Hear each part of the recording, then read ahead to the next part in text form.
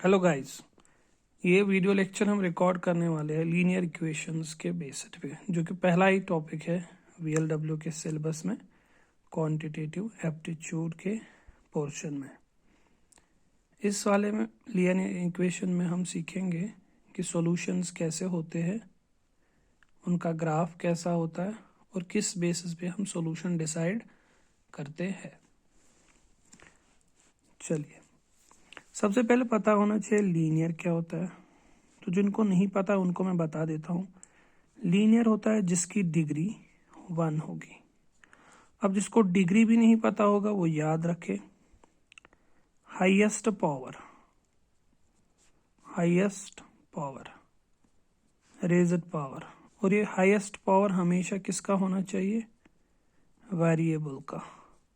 अब जिसको वेरिएबल भी नहीं पता वो हमेशा देखिए ए से लेके जेड तक मैक्सिमम एक्स वाई में ले लेते हैं हम लोग, तो ये वेरिएबल्स होते हैं।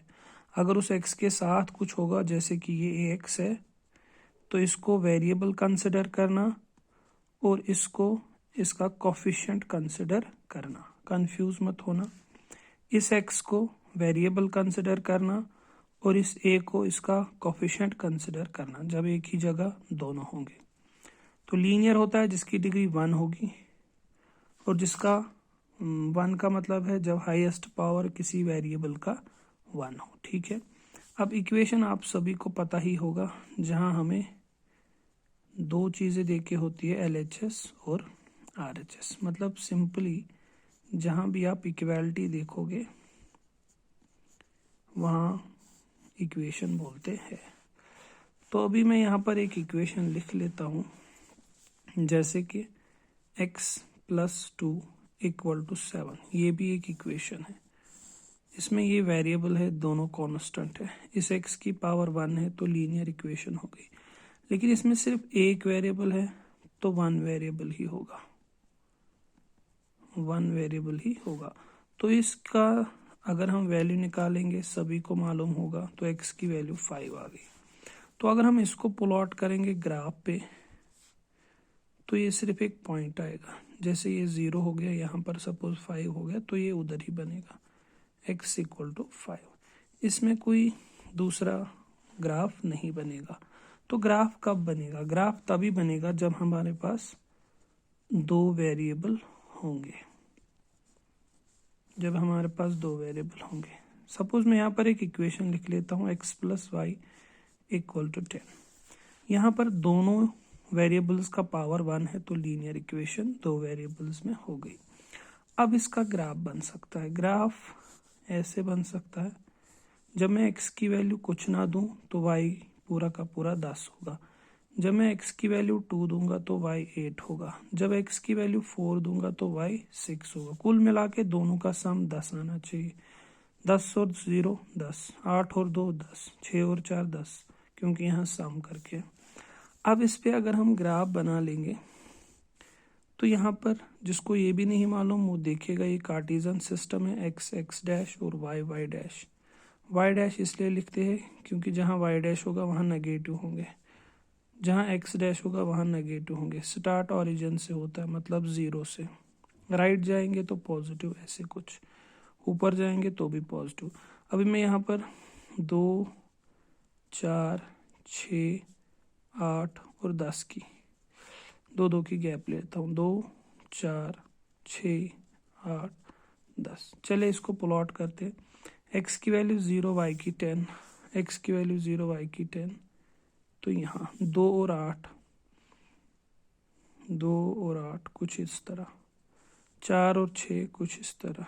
तो अगर मैं इसको मिलाना चाहूँ तो ये एक स्ट्रेट लाइन बनती है। तो आप लोग याद रखोगे, लीनियर इक्वेशन अगर कभी कभार कभी भी दो वेरिएबल में होगी तो उसका ग्राफ हमेशा स्ट्रेट लाइन होता है, और इसी स्ट्रेट लाइन को हम बोलते हैं लीनियर ग्राफ। लीनियर ग्राफ तो हमेशा एक लीनियर इक्वेशन जो दो वेरिएबल्स में होगी वो एक लीनियर ग्राफ को रिप्रेजेंट करेंगी। होप आप सभी को इतना समझ आ गया होगा। अब हम यहाँ पर ले लेंगे दो इक्वेशन, जैसे ये जनरल फॉर्म में लिख देता हूँ a1x plus b1y plus c1 equal to 0। Second one is a2x plus b2y plus c2 equal to 0।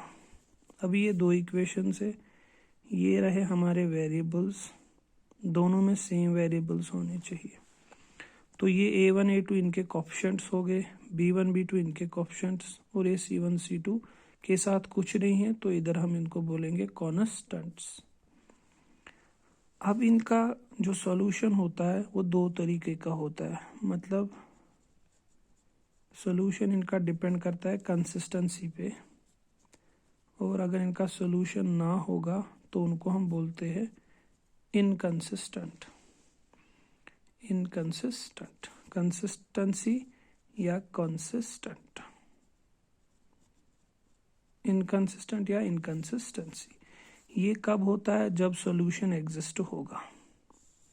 अब सॉल्यूशन कब एग्जिस्ट होगा? सॉल्यूशन दो तरीके का होता है इनका, या तो यूनिक सॉल्यूशन होगा, मतलब x की भी एक ही वैल्यू होगी और y की भी एक ही वैल्यू होगी, जो दोनों इक्वेशंस को सेटिस्फाई करेगी। सेटिस्फाई यानी कि जब हम x की वैल्यू और y की वैल्यू यहाँ डालेंगे तो LHS आएगा RHS के बराबर, और वही वैल्यू अगर हम यहाँ डालेंगे और वही वैल्यू y की यहाँ डालेंगे, LHS आएगा RHS के बराबर, तभी हम बोलेंगे कि इनका यूनिक सॉल्यूशन है। और दूसरा होता है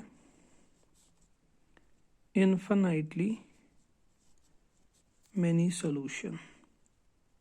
तो ग्राफ उस पे क्वेश्चन आ सकता है VLW में भी, क्योंकि लिख के है बाज़ाब्ता graphs for linear equations syllabus में। तो यूनिक सॉल्यूशन अब कब होता है?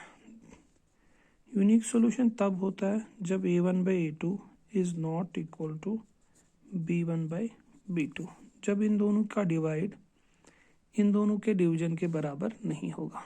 अगर यहाँ पॉजिटिव है तो आपको पॉजिटिव ही लेना है, अगर यहाँ साइन नेगेटिव है तो साइन नेगेटिव ही लेनी है। और इनका जो ग्राफ है वो इंटरसेक्ट करेगा एक पॉइंट पे, याद रख लेना, वो इंटरसेक्ट करेगा एक पॉइंट पे, क्योंकि इनका सॉल्यूशन यूनिक है।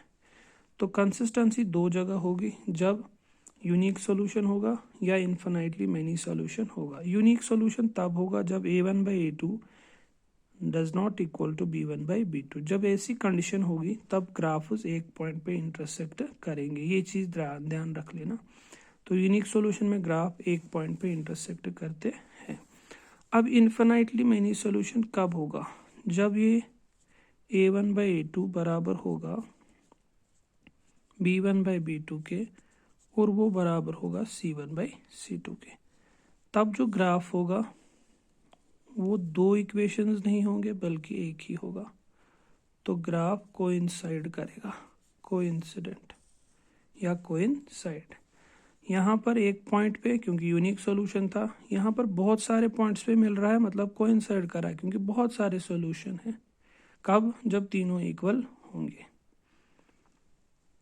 ठीक, यहाँ दो लाइन्स क्यों है? क्योंकि दो इक्वेशंस है।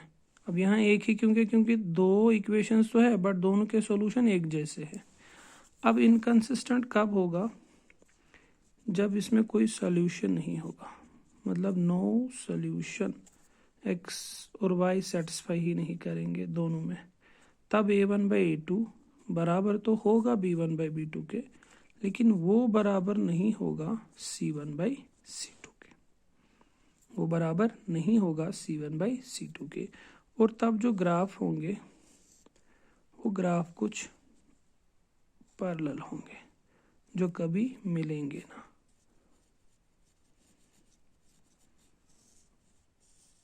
तो ये हो गया हमारा लीनियर इक्वेशंस ऑन ग्राफ्स पे थोड़ा सा discussion. Hope you like it. फिर से एक बारी रिकैप्चुलेट कर लेते हैं।